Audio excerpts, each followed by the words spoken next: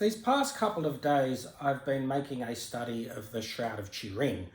I read the book by Ian Wilson, The Blood and the Shroud, and I read the book Riddles of the Shroud, Questions Science Can't Answer by William West, and I've read countless essays and articles written available publicly on the internet, and watched hundreds of YouTube clips, documentaries, BBC documentaries, as well as Great Mysteries of the World and other scholarly articles put together on YouTube of the Shroud of Turin.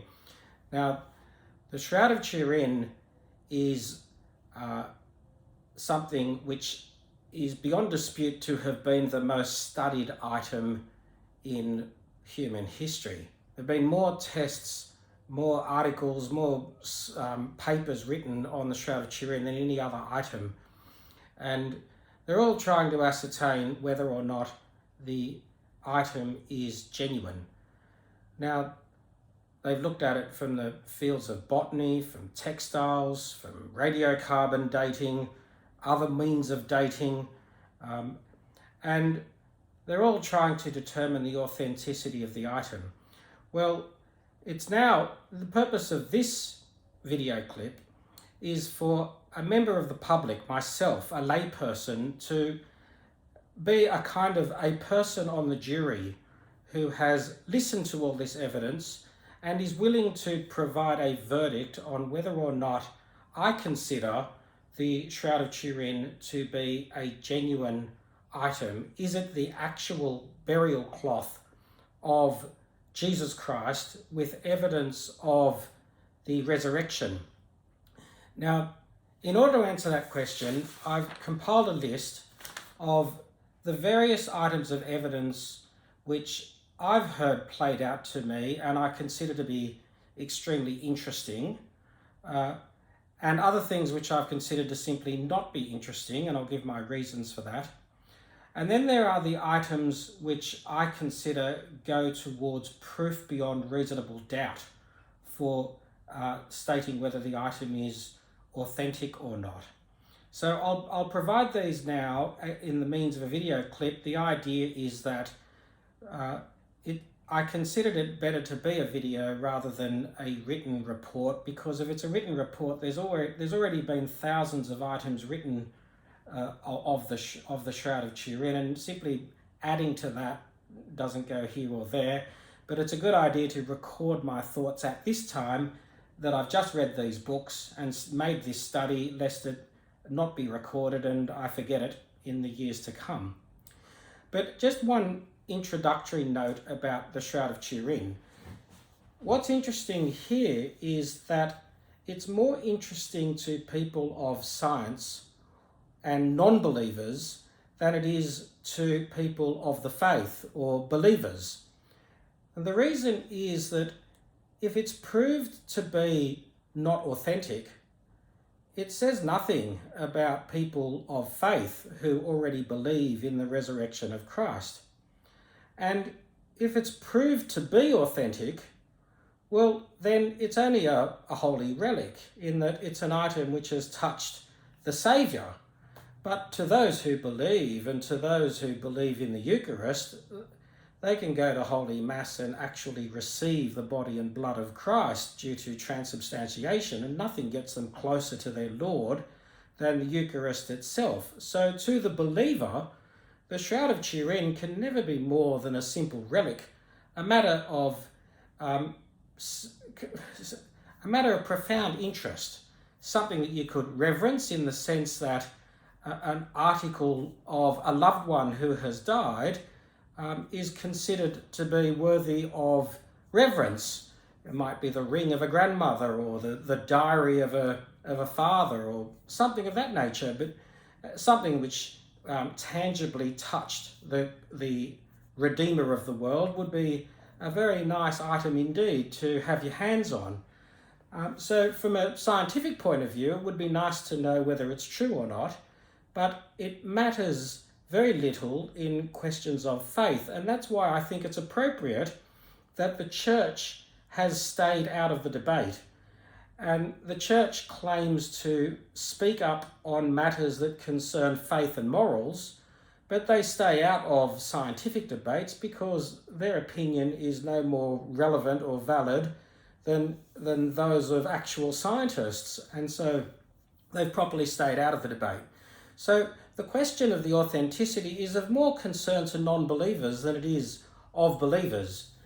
Now, when I was a young law student, I used to watch a lot of court cases, and I never forgot one judge that made some opening remarks to a jury. It was in a civil matter, but he said to the jury that you all have to agree unanimously on the verdict, but you don't have to agree on the way in which you get to that verdict. So some of you, being members of the jury, might accept some of the evidence and others might reject it, but those that reject that part of the evidence, they might accept different parts of the evidence which other jury members rejected or accepted, but they all agree on the ultimate conclusion, and you only need unanimity on the ultimate conclusion.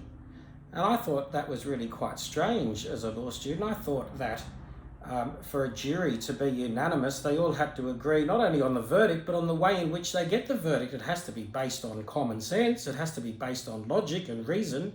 Well, we don't inquire as to those sorts of details, and it's quite legitimate for some people to accept some evidence and reject others, and other people to accept bits that were rejected and accept other bits, or reject other bits and arrive at the same conclusion, and they all agree on the ultimate conclusion.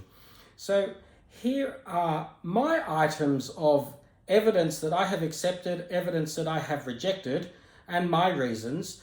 They may not be persuasive to other people. Other people may agree that it's authentic or may disagree, and they might rely on other bits of evidence. So I don't claim to be a scientist who has made a study of the Shroud itself. I'm only a lay person or a jury that's had the evidence laid out to them in these two books and on YouTube, and I've put together a list. So here's a list of the items which I think are interesting, but not ultimately conclusive either way. Now, the first item on that list are the pollen tests that were conducted by a scientist by the name of Max Fry. Now, I consider that the pollen tests that he did are indeed genuine. He identified, putting sticky tape on the shroud and looking at it under a microscope, that the shroud was exposed for a significant period of time in the air of Jerusalem because of the pollen that he identified as being unique to that region. He was, and not just in Jerusalem, but the whole provenance of the shroud from there to where it ended up in Italy throughout history. So that's got a recording on the shroud by indestructible pollen that has found its way onto the shroud. And he was a controversial character. Ian Wilson described him as a Columbo type detective who used low-tech sticky tape to retrieve the pollen and was able to retrieve so much that other scientists questioned and couldn't believe that he was able to get so much and able to identify with such precision, but he died before he could make answer to these criticisms. But ultimately, his conclusions haven't been rejected as being that of a bad scientist or of no significance, and I accept that pollen is there. But I only consider it to be interesting, and it's certainly not conclusive. But also from the other point of view, even if the pollen was not there, it wouldn't actually discount the fact that the item could be genuine. You would still keep an open mind. One thing to realise is that this cloth is either 2,000 years old or, with the carbon dating test, at least 1,000 years old. And the debris of items on the actual cloth itself is countless and has added up over time. So even if you identified pollen grains that came from some obscure area in New Zealand, well, that wouldn't be surprising either. And people have found paint particles on it because they used to touch portraits to the item because they reverence it and want a blessing or something of that nature. And there's grease and all sorts of other things, and body oils and whatever it is on the surface of the cloth. So the pollen is interesting, it tells a story, but it's not conclusive.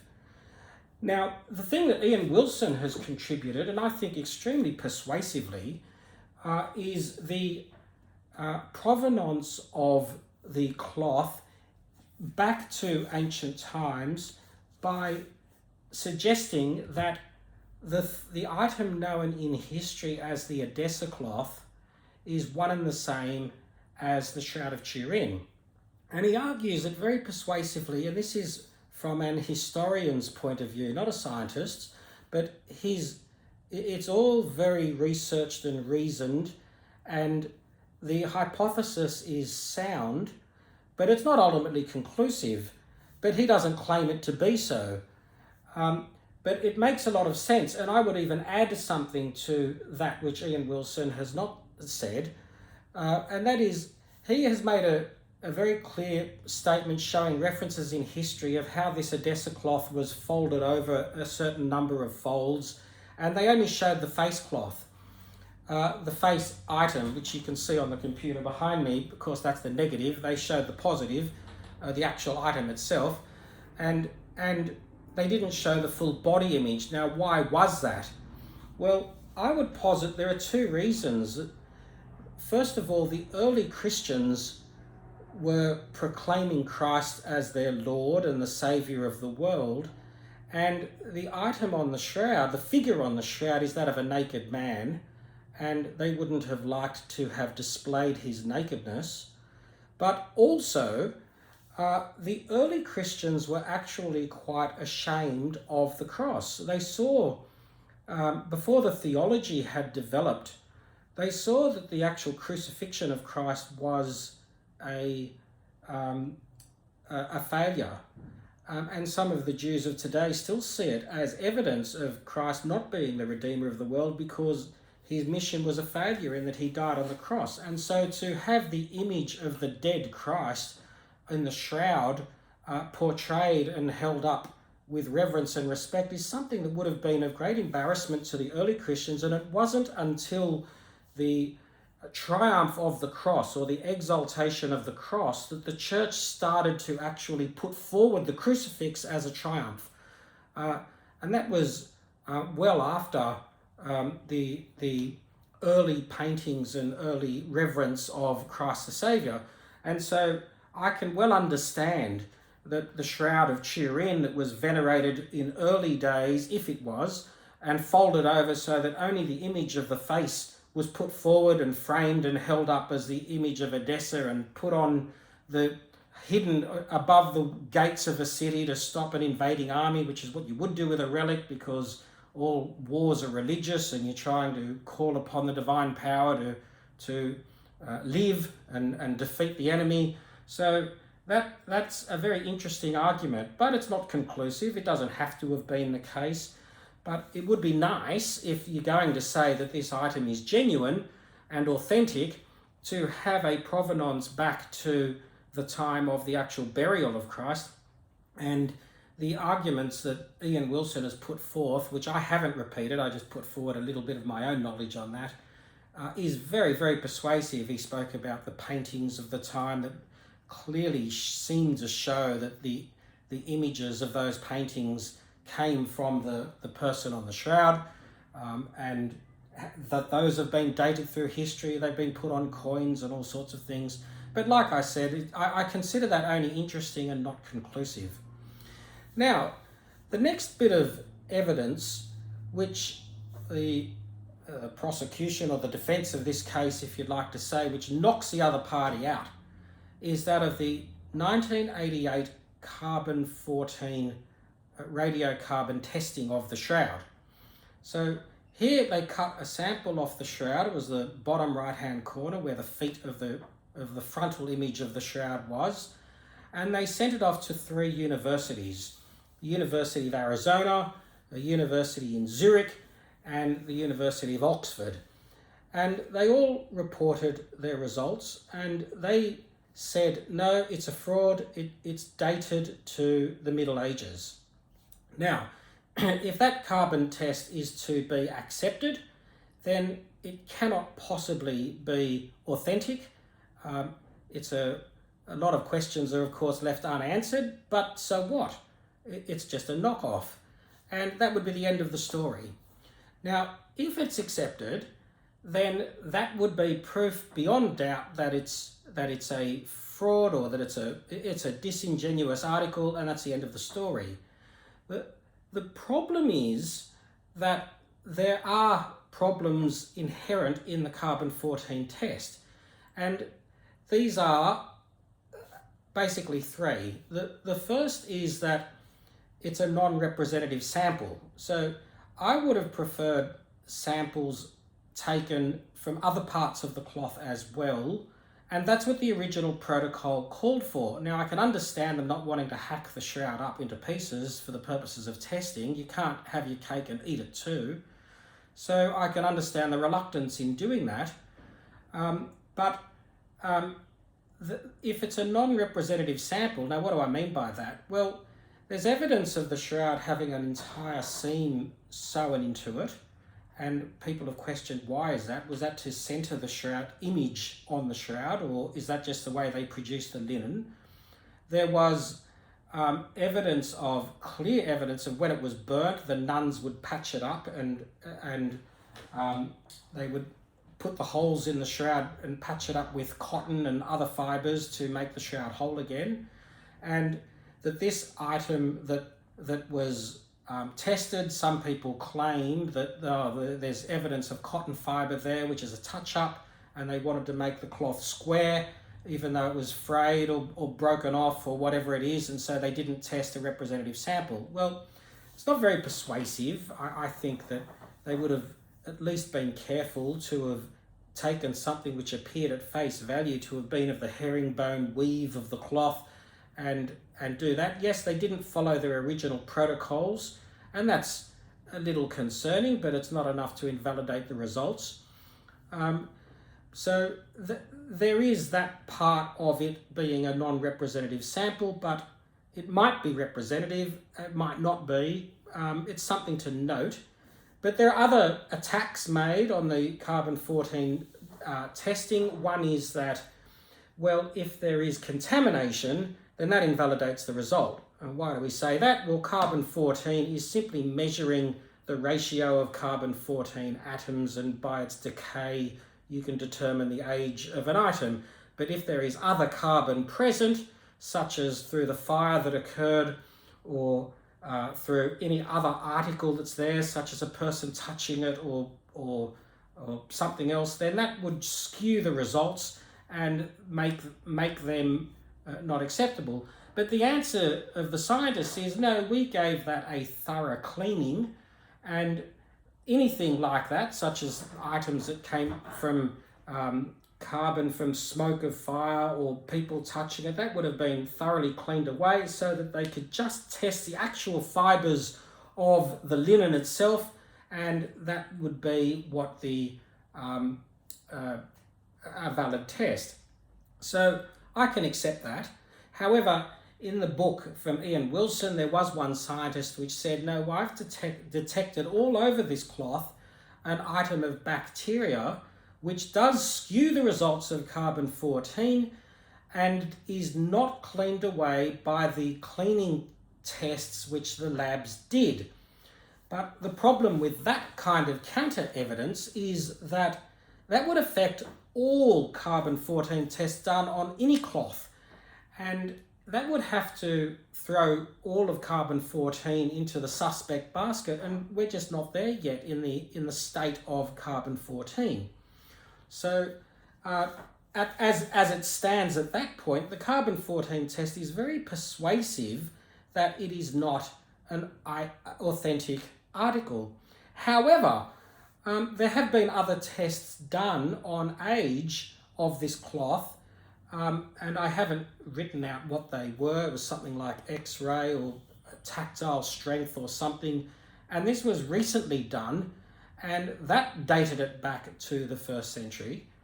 And The other thing that concerned me about the carbon dating testing is this. The British Museum that was correlating this data had set forward a protocol for each university to provide them with 3 dates of the 3 tests that they did, and they would correlate it. And if those 3 dates of each of the 3 universities came back to not be within a 5% level of certainty, then they would reject the result.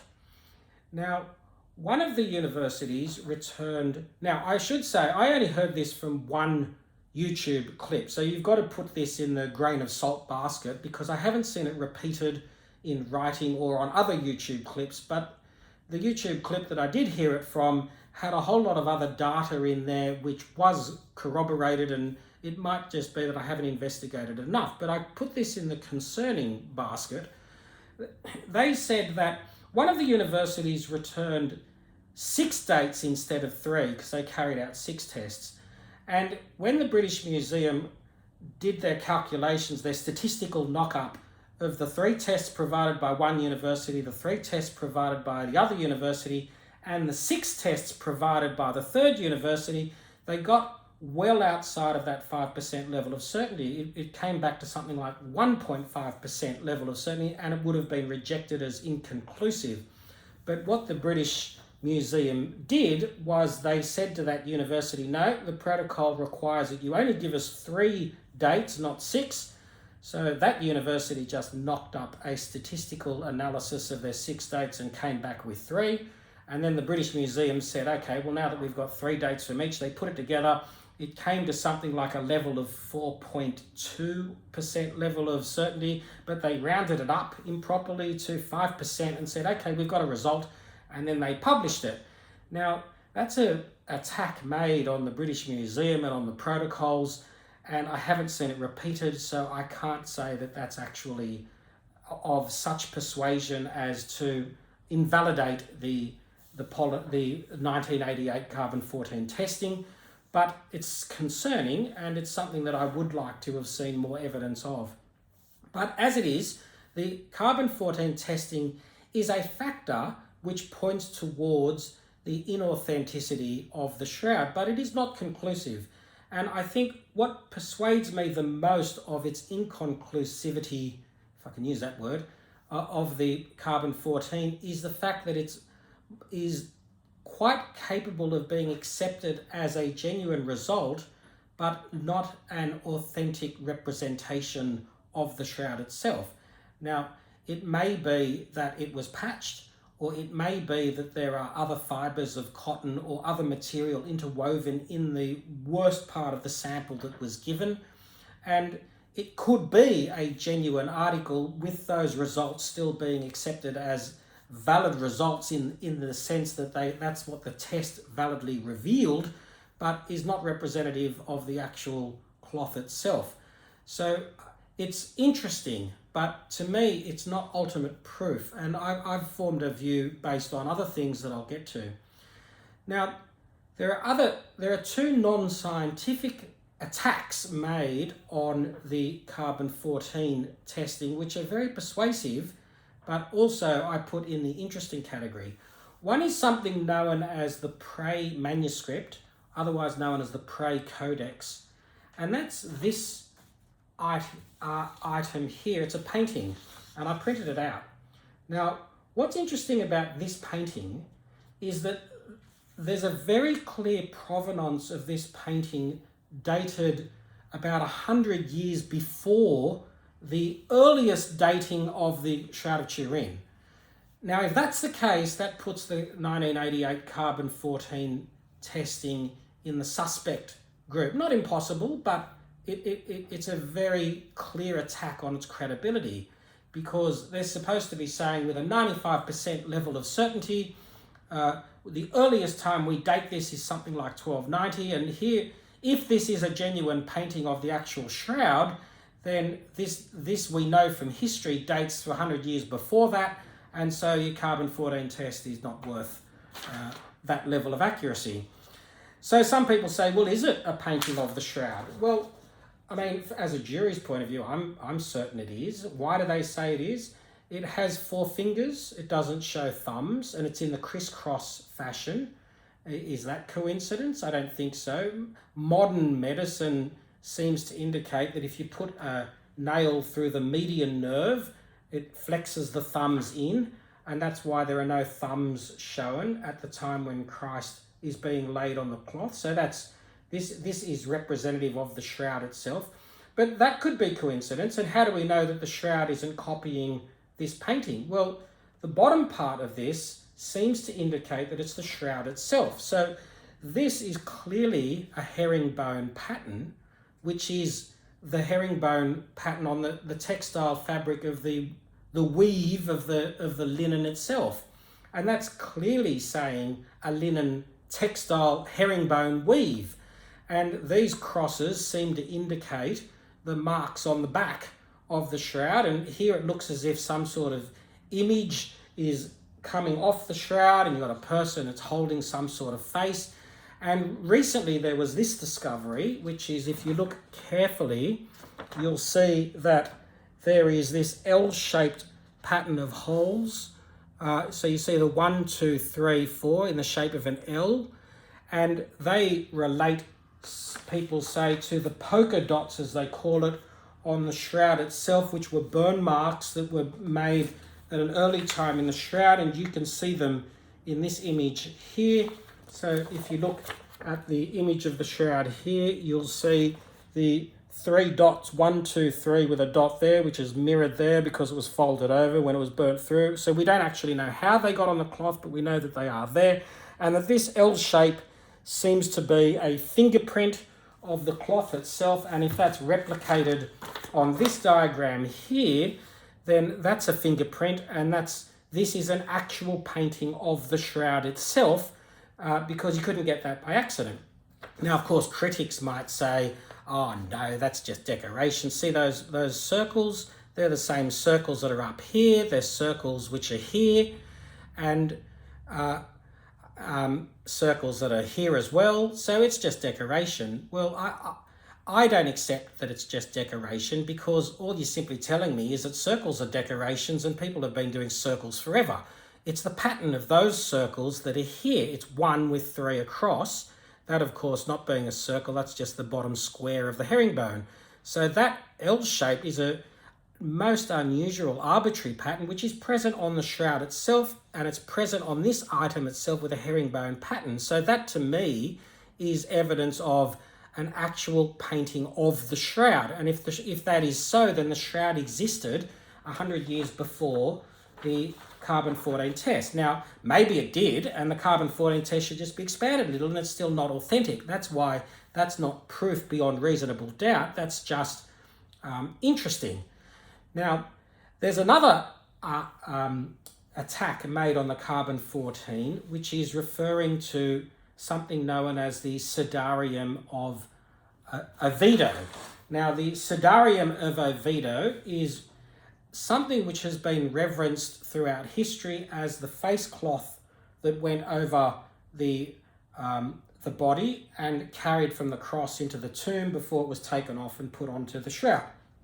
Now, that Sudarium of Oviedo is a relic that has been venerated as a relic, and there's a very clear provenance of that particular cloth around to the year 600 AD. So history can date it with precision to have been around the year 600 AD, and they have carbon dated the Sudarium of Oviedo, and that has come back as around the year 700 AD.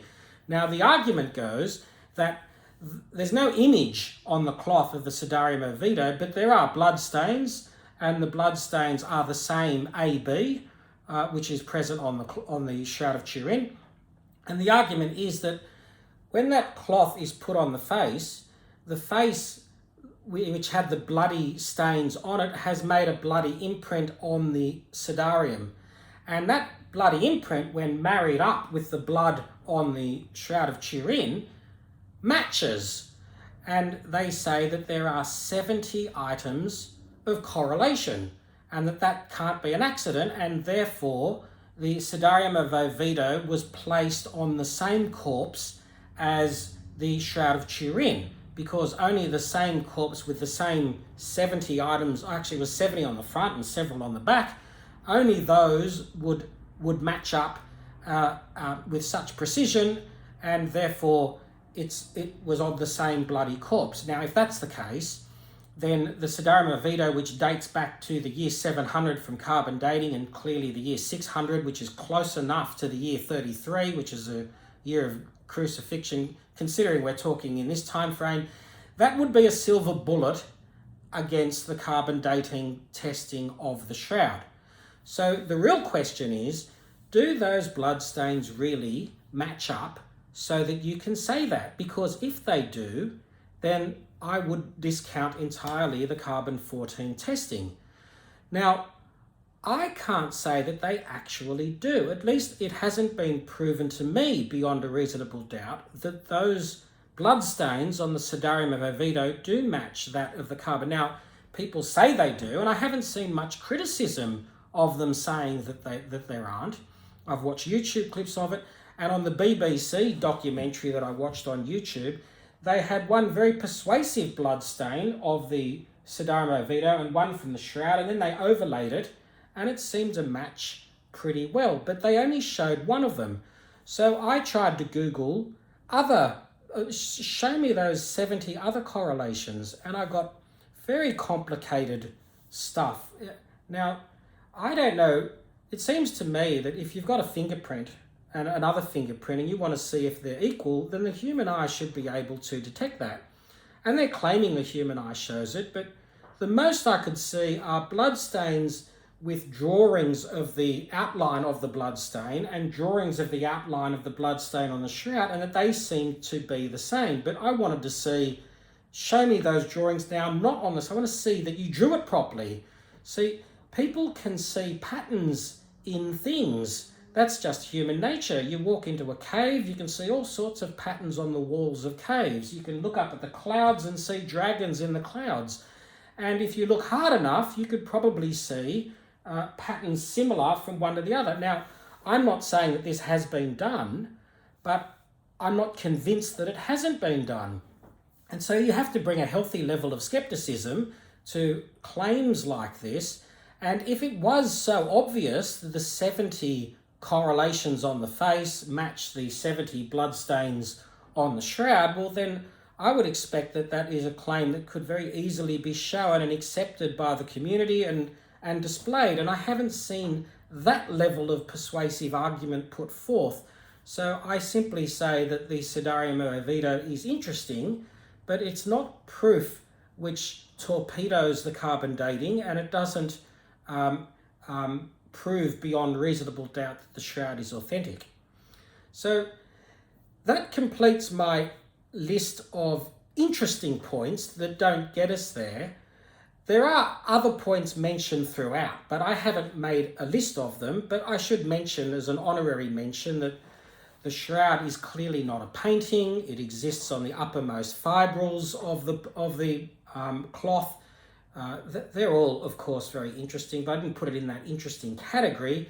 And also, they've been studied from a medical point of view, that the image of the front, the back, the face, the scalp are all medically perfect. So there's no clear mistake done by this artist. And that's extremely interesting. So if there was a botch up, well, that'd discount it, that'd disprove it.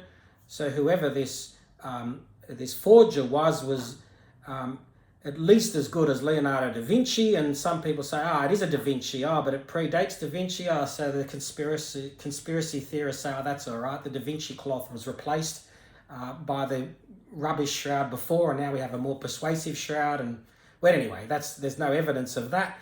But medically, it's very persuasive. But it doesn't prove the authenticity. It just proves that it doesn't prove that it's a fake. So that would be mildly interesting, but it's not in the interesting category.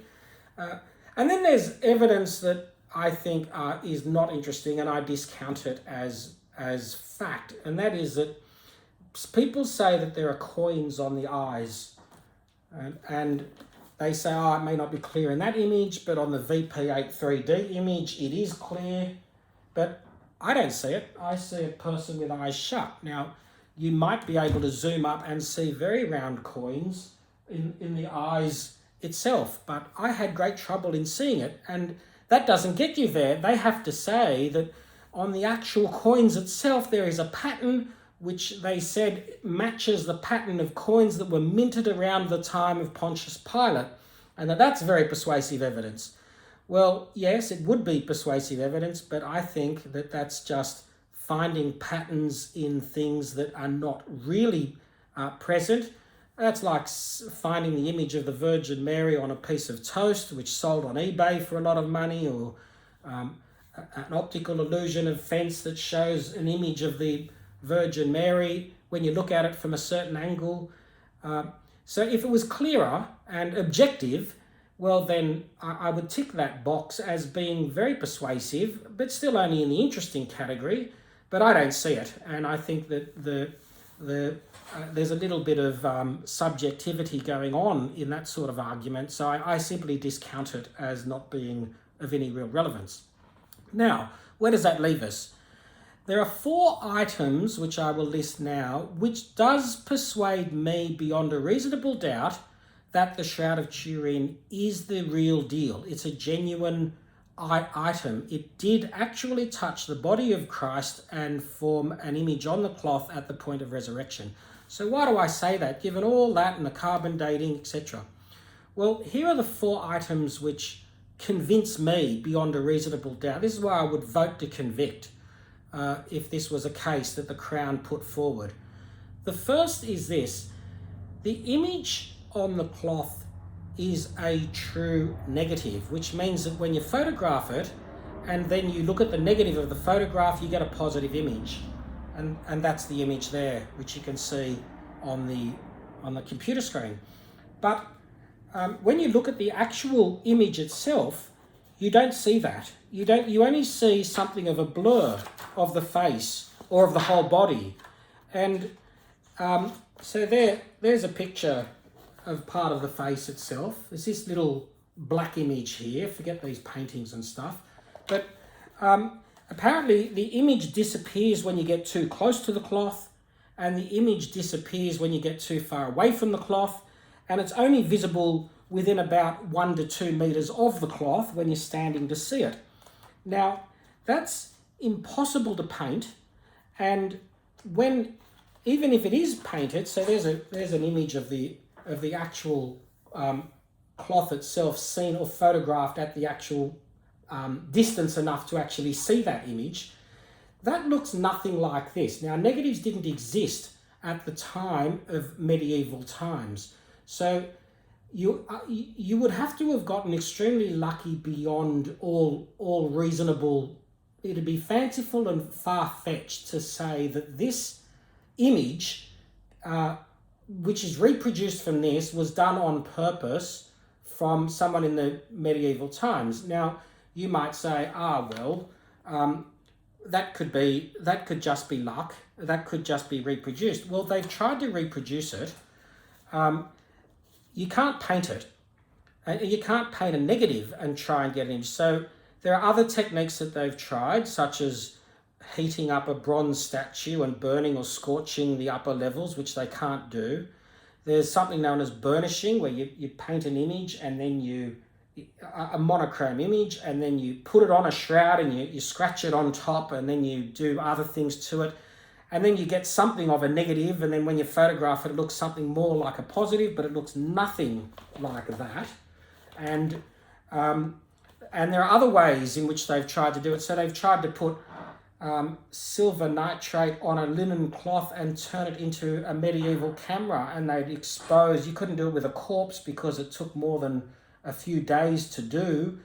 So they had some sort of model drawn up, or they said perhaps it was a frozen corpse, and you expose it for a day on the front and a day on the back through a quartz crystal as a lens, and then you use a bucket of urine to fix the silver nitrate on the cloth.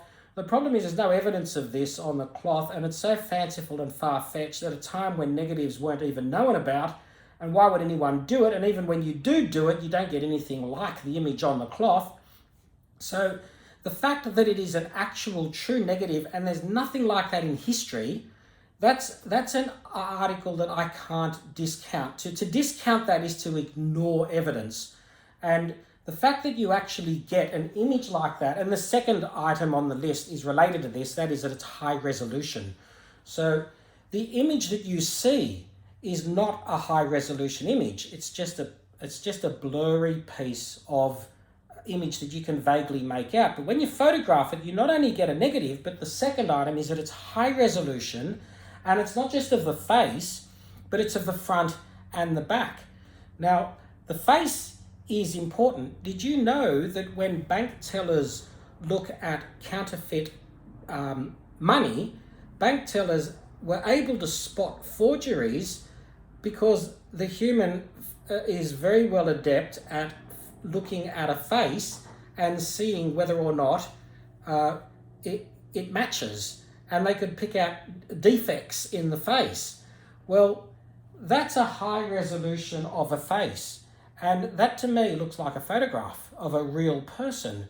That couldn't have been mocked up, and there's just nothing in history of any, and people have tried to mock that up as a painting or a burnishing or of using oils or gas or whatever to get a negative image on a cloth which looks as bad as it looks as an original on a cloth. See that? That just looks like a bloody picture, and then get it as something as beautiful as that with a negative. So that to me means that something has impressed itself on the cloth that looked as bad as that, but was accepted and venerated throughout history. And then when photographic evidence came along thousands of years later, we see that it's that.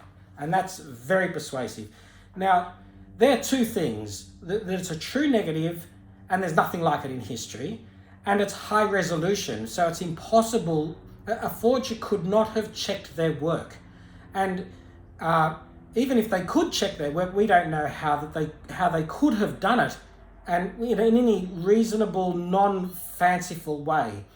Now, what's an example of that in history? Did you know in mathematics there was something known as Fermat's last theory? This mathematician wrote in the margin of a page, hey, x to the n plus y to the n equals z to the n.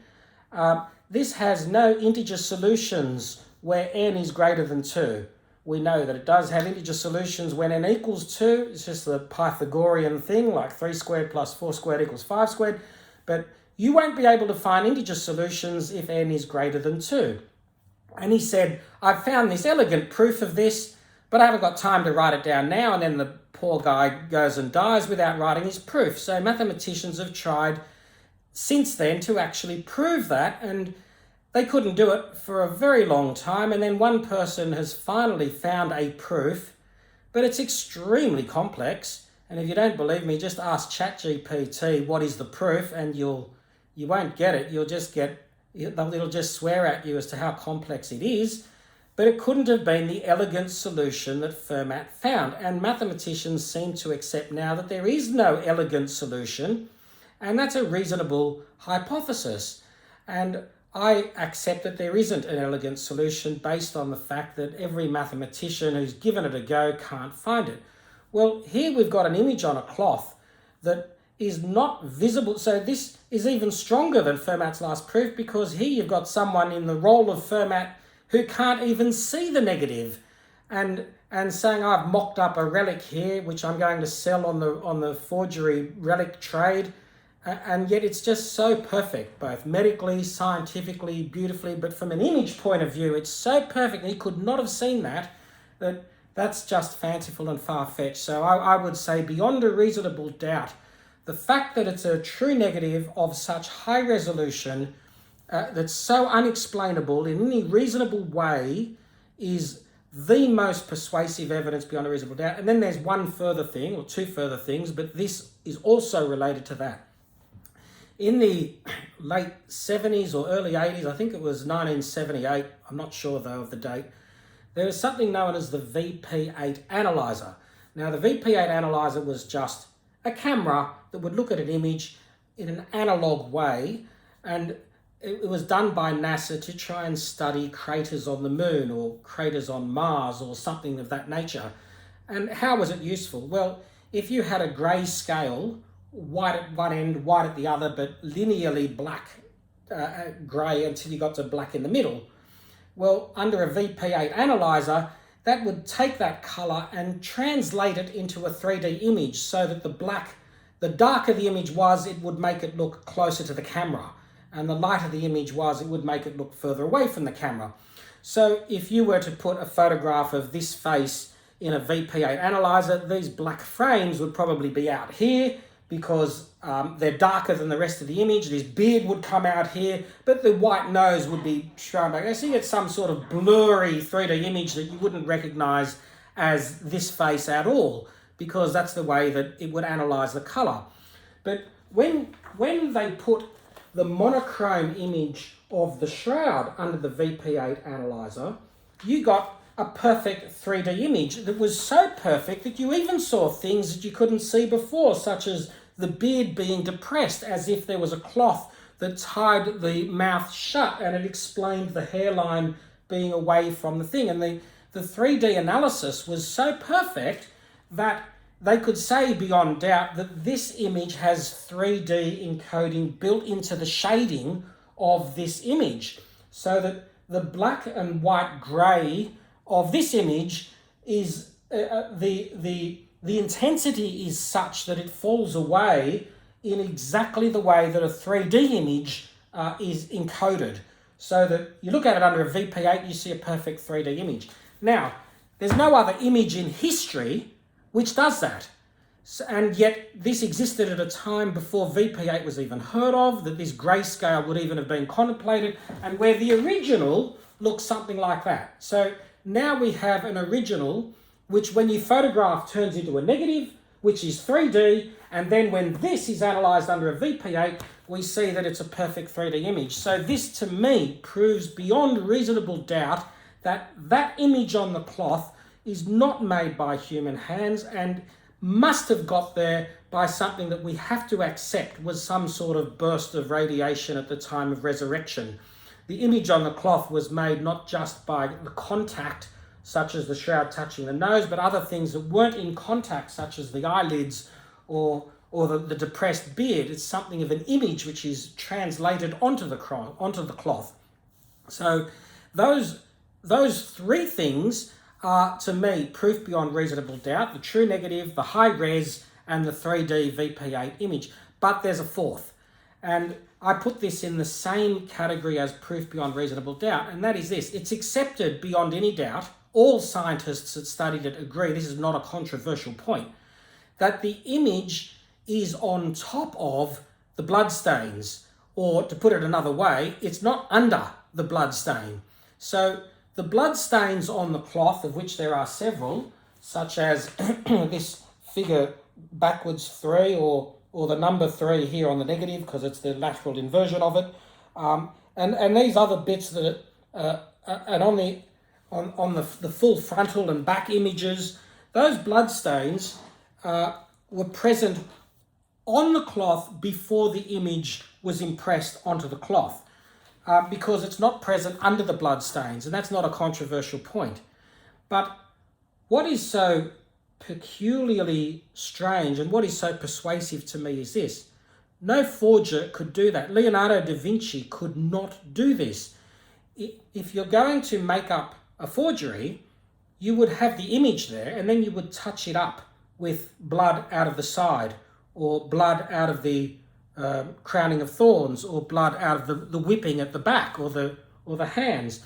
But what you would not do and what you could not do is imprint bloodstains onto a linen cloth, such as from the wrists and from the head and the side, with such precision all over, and it's not just one, it's all over the cloth in various precise ways of the side wound and the whipping on the back, and then put an image on that cloth that marries 1-to-1 with that image, with those bloodstains. Now, if you put the image first and the bloodstains on it, well, that could be done, perhaps hypothetically, but you could not put the bloodstains there and then happen in an artificial way, and then happen to get an artificial image onto that and marry it up. And let's say it's all being done as a positive blurry image, not knowing that scientifically in the centuries to come we're going to see the true negative in high res with a 3D VP8. All of that coupled with the fact that the blood stains are clearly under the image, which is non-controversial, that couldn't be mocked up.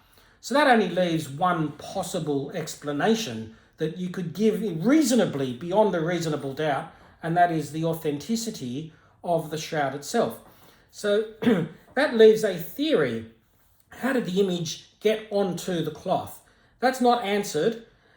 Some people say it's a flash that burned only the toppermost fibres of the cloth. It would have to have been 1/40 billionth of a second at a certain intensity. Well, whatever it be, it's something that science has not explained and doesn't seem to be able to explain. Now, some people say, well, if there is a burst of radiation, then that itself would invalidate the carbon-14 because that would change the level of carbon on the cloth. And even the people that did the carbon-14 tests accepted that radiation would change it, but that is a non-scientific answer. And if you're going to start saying that miracles have changed the carbon-14, well, what are you even bothering to run any scientific test on it for? And I accept that argument. However, there is a test planned for the future for the shroud, and that is to look for radioactive isotopes to say, well, if there was a burst of radiation and if it was this particular way in which it was theorized, it would leave trace isotopes, it would still be present on the cloth, and we're going to do a formal test to look for that, and I will look with great interest to see that. But at the moment, that's not there. So you have to consider the carbon dating in line with other forms of dating and with other forms of interesting items. But in my view, those items that I mentioned are proof beyond reasonable doubt to my level of satisfaction that the Shroud of Turin must be authentic.